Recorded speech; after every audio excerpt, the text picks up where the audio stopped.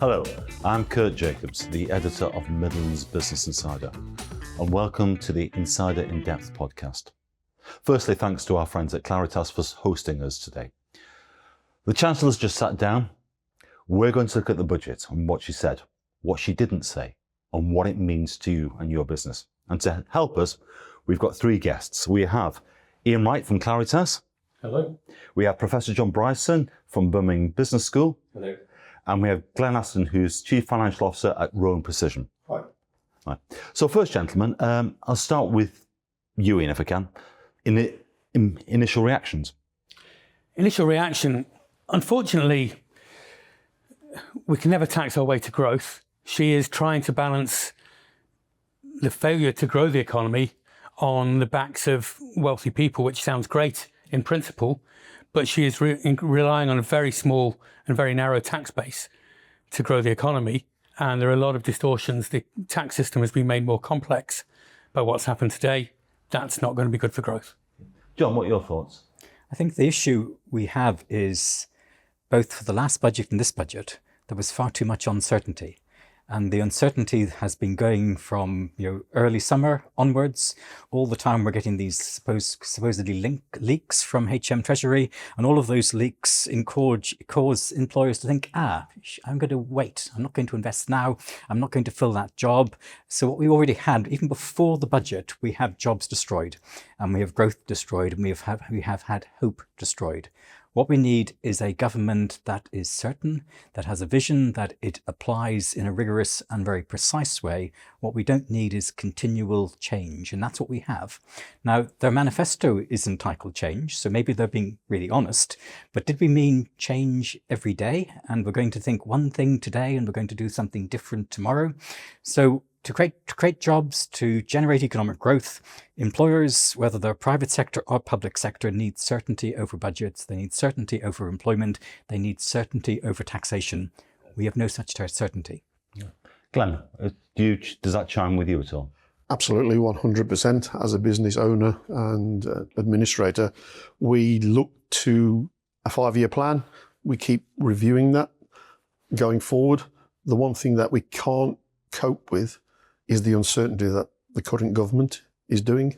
It was a one-off hit to national insurance last year and taxing their way out of this supposed black hole that they found, whether that was there or not.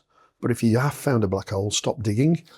And we as a business have been John's quite right, we've been putting things on hold, because we're uncertain about what was going to happen. This drip feed of information just to measure the public's reaction and the press's reaction has put so much uncertainty. And today's announcements, following on from last year, where an immediate hit to our bottom line with no benefit to us. And I just wish we got customers that we could say, we've had some problems. Here's a 20% increase, and they, great, we'll cope with that. And we can move forward, and we just can't manage that. They are frightening people to employ staff. That's something I want to come back to later, because it's a really important issue. John, if I could start with you. I mean, perhaps you can, as an economist, you can give us the sorts of overall picture from what you've heard today, because Rachel got up and was saying, right, this is going to be effectively £26 billion worth of extra tax from the economy. Growth has been downgraded, though you wouldn't know that from listening to the speech. And also £5 billion worth of savings to be made through efficiency over the next 5 years. I mean, what's your reaction to that? So it's really strange if you think about it. So last year, when Rachel Reeves became Chancellor of the Exchequer, she pilloried the last government over their budgeting by saying they were chaotic, they had no control over public sector finances, and they engaged in continual prevarication. So we were going to expect something very different from this Chancellor. What we've seen is prevarication, we've seen chaos, and we've seen she's not in control of the public sector finances.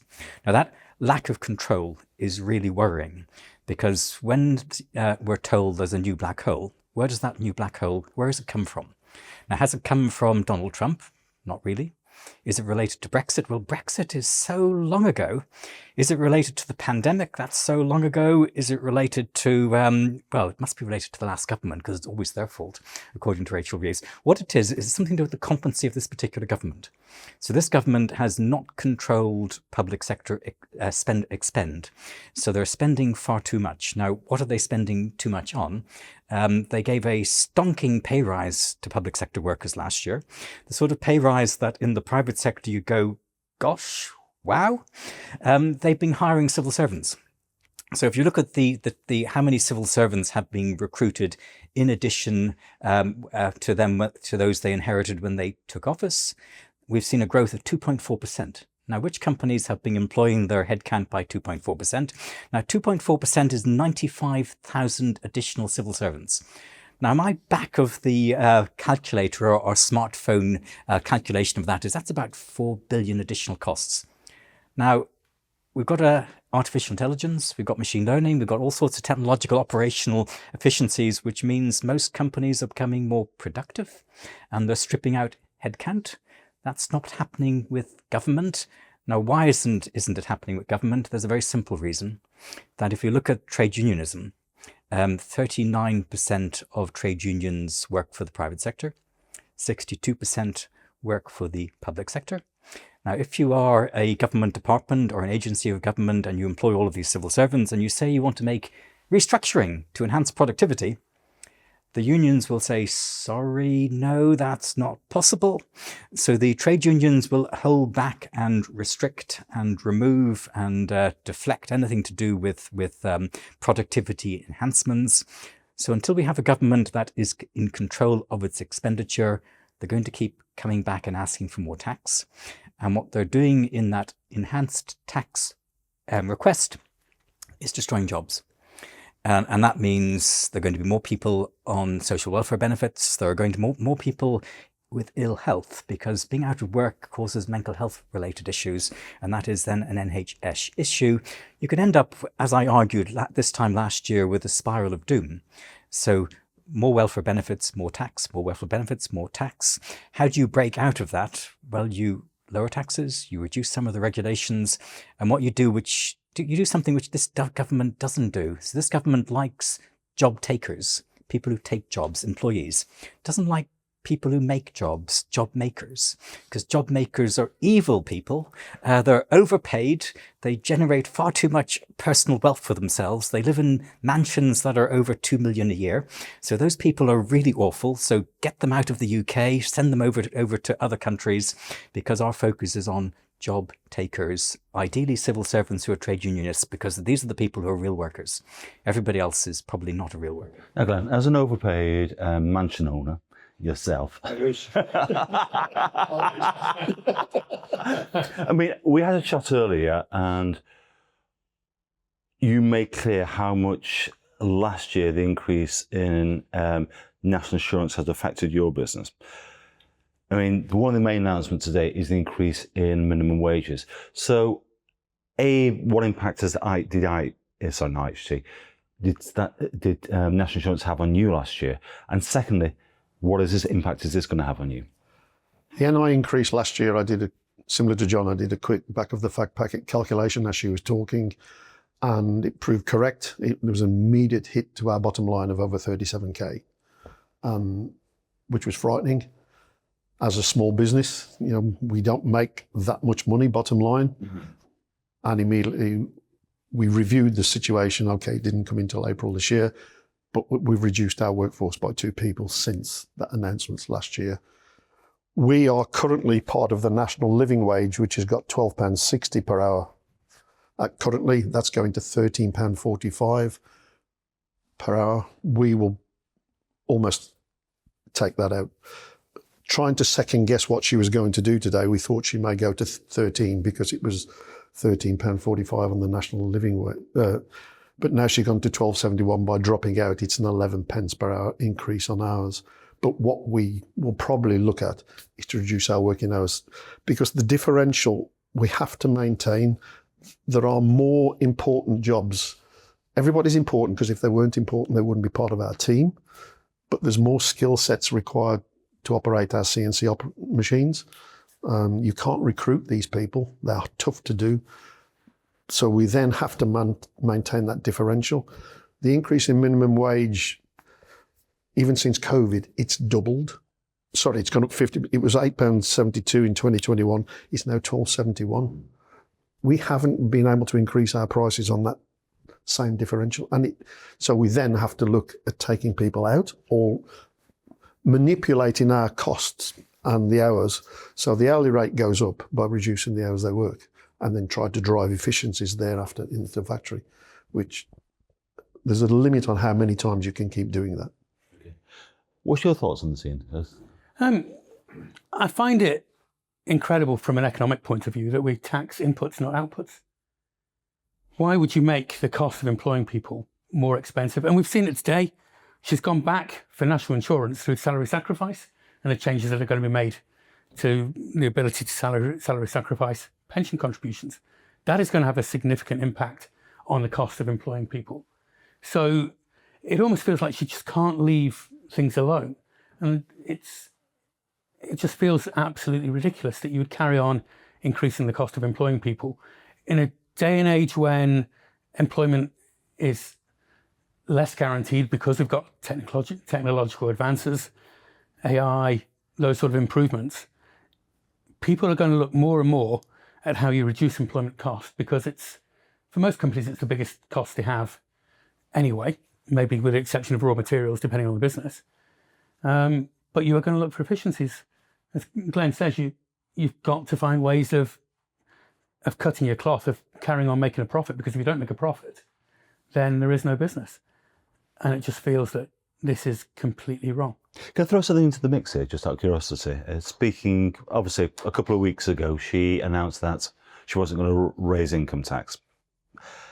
I've effectively bottled it. It would have been a simple solution, unpleasant, palatable, rather than sort of trying to spread a tax rise here, a tax rise there. If she'd have done that last year, I think as a one-off, having declared the black hole, I think it may have gone down better. Everybody would have kicked off, but I think she missed her opportunity, in inverted commas, last year. If she'd have done it this year, I think it's cost upon cost upon cost, and I think she would have failed abysmally. Sorry. Carry on. I was going to say the reality is that she could have increased national insurance a year ago, because that would have only been reversing Jeremy Hunt's cuts. Got to be careful how I say that. When he was Chancellor, when he reduced national insurance for basic rate taxpayers from 12% to 8%. So she could have reversed that. That would have been a much fairer way, a much less economically damaging way of raising revenue than what actually happened. But ultimately what you're saying is that the Labour Party's manifesto for change was irresponsible because they committed something that no government should commit themselves to, which is not to raise income tax. Yeah. And that was just absolutely stupid. And the fallout of that decision is what we're seeing last year and this year, which is just job destruction. Mm-hmm. Can I go through some of the parts of the specifics? We've talked about wages. Something you wanted to raise, Iain, was the changes to EMI. Now, for the non-specialists among us, explain what it is, what's happened, and the impact, please. So an EMI, or an Enterprise Management Incentive Share Option Scheme, is a way of employers giving share options to employees to incentivise them to stay with the company, to grow the company as time goes on. They are very tax efficient. You pay no tax when you receive the option.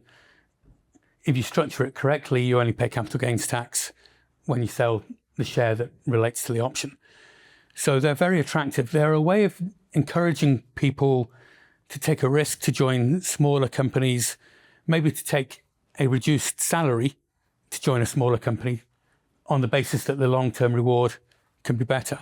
So I'm really pleased that I've not seen the full detail yet, but it seems like she has increased the flexibility within the EMI scheme, probably increased the sizes of companies that are eligible for these schemes. That will be very welcome for those people who benefit from these sort of schemes. Have you got any thoughts on this, gentlemen? We can move on quickly. So tell me something about the other thing that came across was changes in pension contributions, which is this £2,000 limit on self-sacrifice. Is that going to have an impact? I mean, you said in your business it probably wouldn't. Not to a great deal.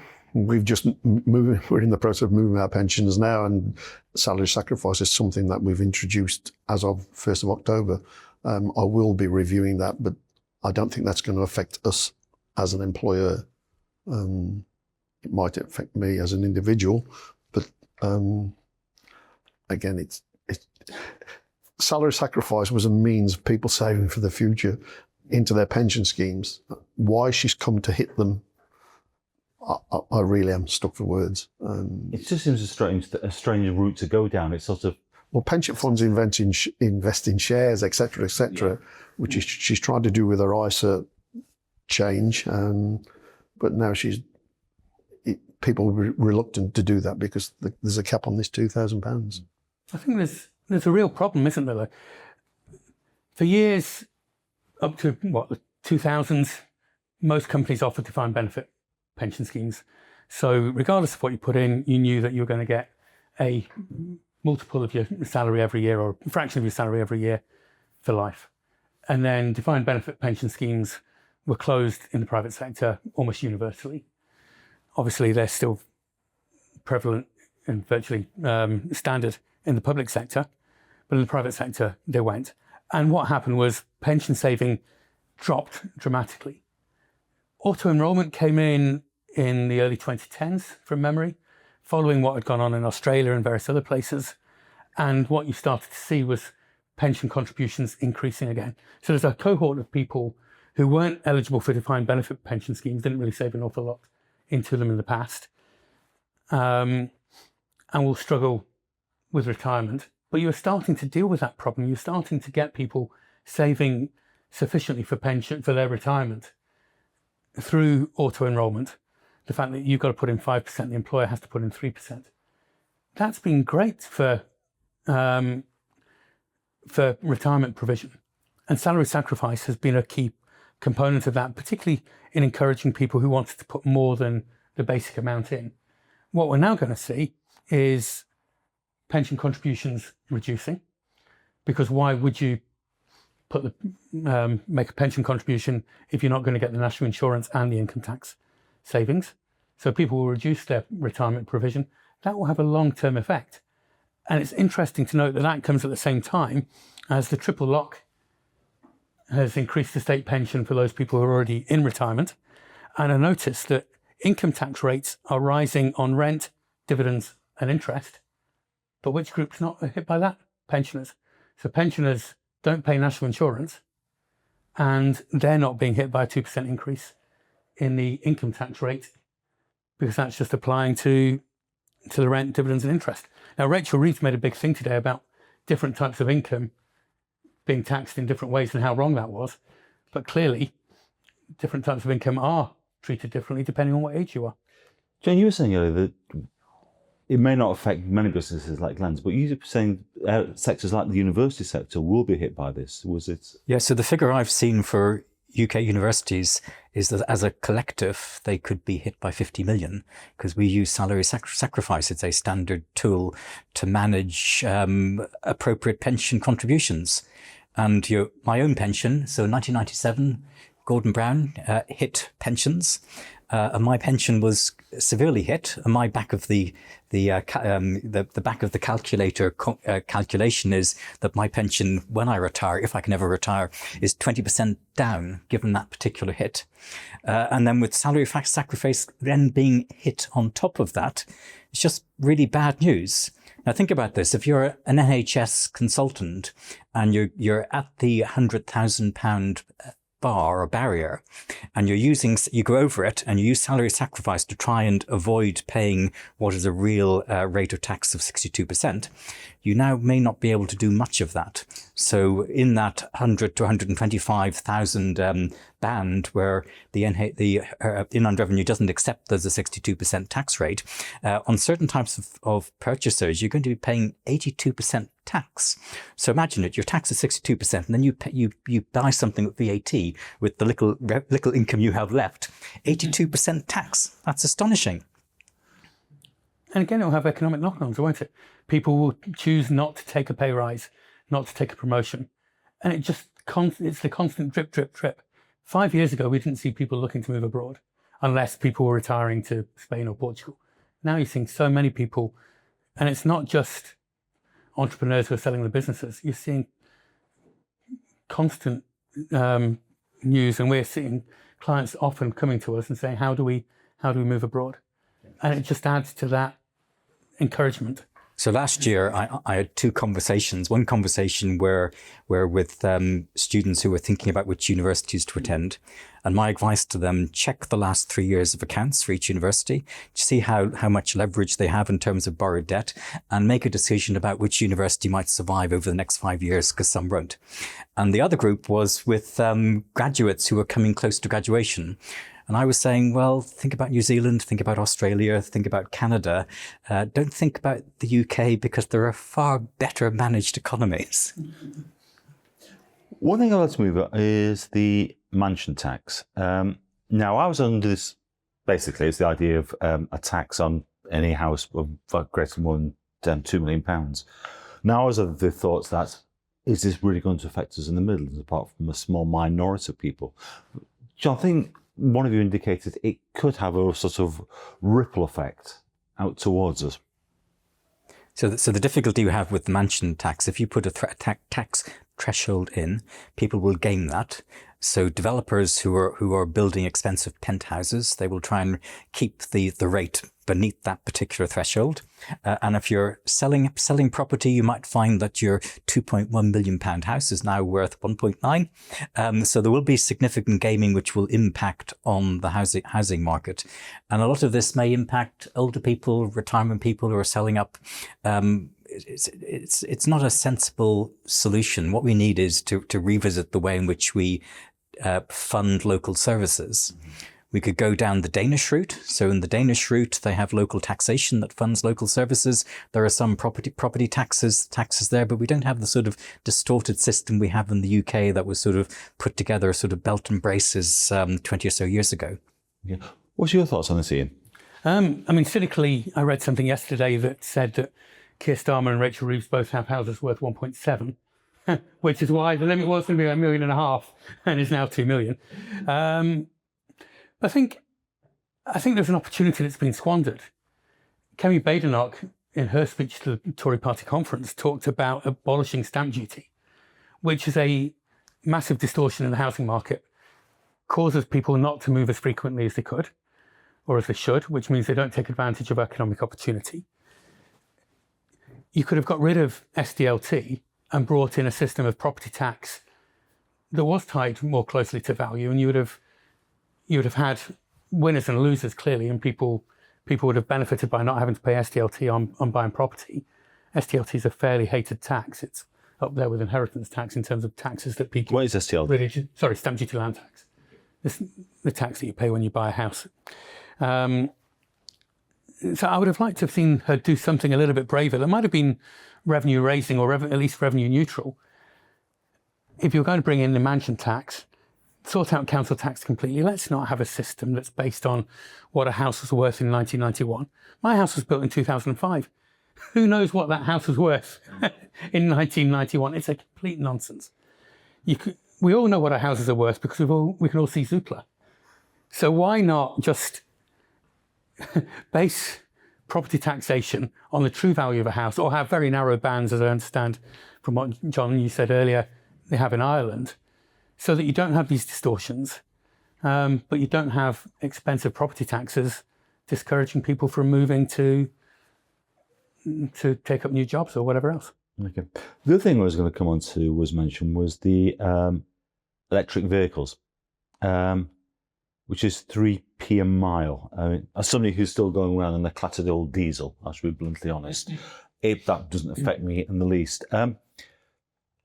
But obviously, the Midlands being the home of automotive and it trying to transition to electric, how much of an impact is that going to have, if at all? Is it going to create a greater disincentive to the purchase of electric vehicles? What do you think, Len? Well, personally, I drive a diesel, similar to you, and it's brand new. Because charging locally and charging at the factory, there are not enough. I don't know what people living in blocks of flats are going to do about charging their vehicles. But 3p per mile tax on a car, it's just more legislation. People need to get to work and drive and get on with the job. I think they touched on it earlier. It's just throw another bomb into the water, and it gets so messy for people to look and invest and see where they're going to be. We're all here, we're on the planet very short time. We want to plan for our retirement, enjoy it. And it's similar to running a factory. We have a rolling 5-year plan, but it changes so volatile because of things that we have no influence over, and that's the government. I know I went off piece there, but 3p per mile to me is not, I can't really comment on that as such because it doesn't affect me personally. But make it sound, again, it's not so much a killer to the electric vehicle industry, but it's another little barrier, as it were, another small disincentive to going electric. I mean, if you look at the cost of running electric cars, and I have a plug-in hybrid, my wife has a pure electric car. If we charge at home overnight, it costs something, it's 3 or 4p a mile. It's tiny amounts to actually generate the electricity that you need to run a car. So even increasing that from 3 or 4p to 6p, as it would be, or 7p, because of the tax, doesn't really make a lot of difference, and it's still an awful lot cheaper than petrol or diesel. I think there is still a big problem that electric vehicle take-up is strong in the company sector, but there aren't many people in the private sector buying them. This probably doesn't help because it's a negative piece of news about electric vehicles. So if we are trying to encourage people to move to electric, it probably dissuades them. But the contrary argument would be that electric cars at the moment are using the roads, they're using the road space, they're generally heavier than petrol and diesel cars, so they're causing more damage to the roads and paying nothing for it. So I understand why you would try and put something in, and clearly they can't afford to lose the massive amounts of fuel duty that will be lost because of people moving to electric. There is the other side to this, in that the UK's automotive industry is not in a good state. And the government needs to do something about encouraging, it needs to intervene in that to ensure that the UK is suddenly not saturated with cars that are manufactured overseas, predominantly in China, because at the moment we're seeing some Chinese brands picking up significant market share. Now, that's not good for climate change because they're being freighted in from China. It's not good for local jobs, for local workers here. So what is the government doing to ensure that the average UK car is made locally and the average UK car battery is made and recycled locally? The answer is not as much as they need to do, because they're thinking about how can we tax this to fund public service provision. What I'd like to do is, and perhaps it's a good time to start winding up on this, is know what the Chancellor did say or didn't do, what she didn't say and what she didn't do. Now let's imagine, because she's obviously a great fan of this podcast, that Rachel Reeves will be watching this tomorrow and kicking herself thinking, my God, I should have listened to these three gentlemen. Why didn't I? So I'm going to start with you, John. Imagine we have Reeves here next year. What's the one thing you'd say to her? Next budget, do this, and this time I want you to get this part right. One standout issue you think she should do? She needs to do what she says. She doesn't do what she says. She doesn't even act what she says she's going to do. So if you were dealing with the issue with minimum wage, why not remove or enhance the personal allowance for those on minimum wage? That means you wouldn't need to increase minimum wage at all. So what you'd say is, if you're earning an income up to 20,000 or whatever it is, it's on minimum wage, you're not going to pay any tax. You'll pay national insurance, but in terms of income tax, you won't. Now, what would that do? That would result in a massive draw to work for those who are reluctant to work. The imbalance between what you can get when you're working versus what you can get from benefits would be dramatically altered in the favour of work. If more people at work, you have less cost and expenditure in terms of social welfare costs. Why wouldn't you do that? So every time Rachel Reeves increases the minimum wage, It impacts negatively on employers, and it also raises tax for the Treasury. She's earning more to pay for public service provision. Why does she need to do that? Why not actually reduce what minimum wage workers are paying in income tax, if not remove it? Yeah. Well, Glenn, what would you do? Ask her to do. Similar to John's theme, running my own business, I would, we need to reduce the burden of tax on businesses. We're ready to react and grow our business, grow forward. We'll invest, one piece of CNC machinery to us. I've got 2 quotes on my desk, one for 250k, one for a 310k. I'm not going to be investing in those at this moment in time because I can't afford to do that because I'm uncertain what this government is going to do next budget. She said it was a one-off last year. We've set our stall out to move the business forward and hopefully settle it down and then go forward again. And here she comes again, wham. So now we've got another cost that it's immediate off our bottom line. So we can't reinvest into the business. I agree. The minimum wage was not set up for what it's doing now. It's now an overhead. People deserve to live on a decent income, but to have it now at a 40-hour a week at £13, you're talking almost around 24k as a minimum wage, and then the employment costs on top of that. It's just disincentive to employ people. We've got we employ 4 apprentices in our total workshop. I think it's over 25% of our staff.